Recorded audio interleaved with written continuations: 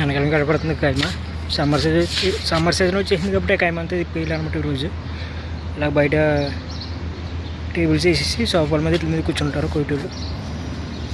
ఎందుకంటే మొన్నటిదాకా చలికాలం కాబట్టి చలికాలం కైమలు కూర్చుంటారు ఎక్కువ కోయిట్లు. గల్ఫ్ కంట్రీస్లో ఎక్కువ కైమలు వేసుకుని దాంట్లో చల్లదనానికి చల్లగా ఉంటుందని కైమలు క్యాంపింగ్ టెంట్ అంటారు.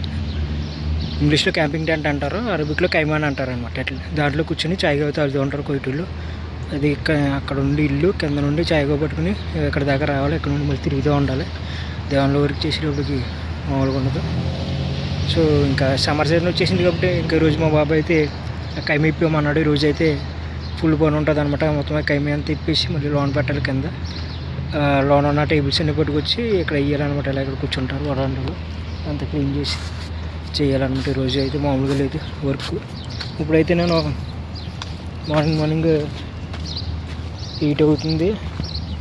డ్యూటీ ఉందన్నమాట. ముందు తీసుకుని రెగ్గే వెళ్ళాలి. రెగ్గేలో ఫర్వాన్ అనే కోర్ట్ ఉంటుంది అనమాట. కోర్ట్ కాంప్లెక్స్ అక్కడికి తీసుకెళ్ళాలన్నమాట.